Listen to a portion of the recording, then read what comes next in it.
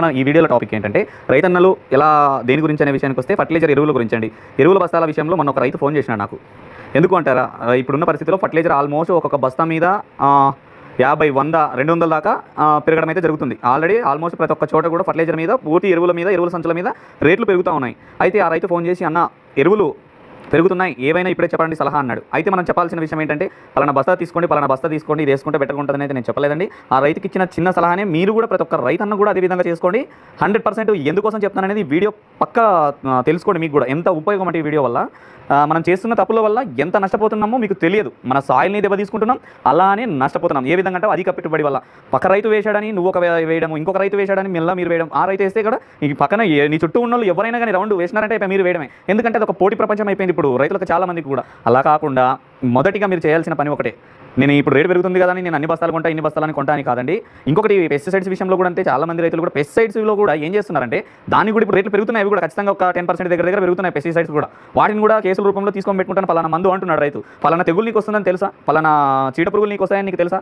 తెలియదు. కాబట్టి ముందు జాగ్రత్తగా మీరు కొనుక్కోవడం తప్పు లేదు, నేనేం తప్పు పట్టట్లేదు దాన్ని. కానీ దానికన్నా ముందు ఇప్పుడు పెస్టిసైడ్స్ అంటే ఆ టైంకి మనకి రైతుకి పొలంలో ఏది ఉంటే దాన్ని బట్టి మనం ముందుకు వెళ్ళిపోతాం.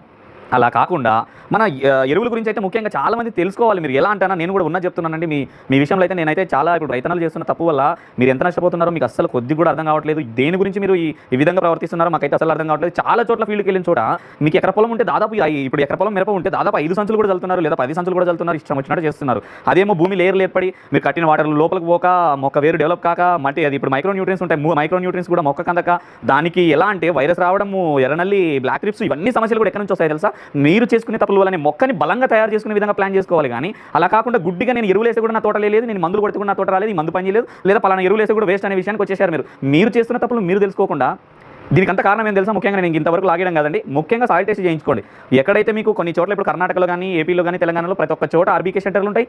ఆర్బీకే సెంటర్లు అంటే తెలిసిందే, రైతు భరోసా కేంద్రాలు లేదా కృషి విజ్ఞాన కేంద్రాలు. ప్రతి ఒక్క ఏరియాలో ప్రైవేట్ సెంటర్లు లేదా ప్రైవేట్ సెంటర్స్లో మన గ్రోమర్ల వాళ్ళు కూడా మన సాయిల్ టెస్టింగ్ చేస్తారు, భూమి పరీక్ష ఇవన్నీ కూడా చేస్తారు. అక్కడ కూడా చేయించుకోండి. మనకి ఇంకొకటండి, సపోజ్ మనం ఒక డాక్టర్ దగ్గరికి వెళ్తే కూడా డాక్టర్ కూడా రక్త పరీక్ష చేయండి, మనకి ఏ మెడిసిన్ కూడా పెట్టలేడు. పలానా ప్రాబ్లం వచ్చిందంటే ఏదో పైన పట్టుకొని జ్వరం వచ్చిందంటే చూసి చేయొచ్చేమో. కానీ పలానా ప్రాబ్లం వచ్చింది ప్రత్యేకంగా అంటే మాత్రం ఆ డాక్టర్ ఏం చేస్తాడు, రక్త పరీక్ష చేసుకున్న తర్వాతనే మీకు మందులు పెడతా అంటాడు. మన భూమి కూడా అంతే.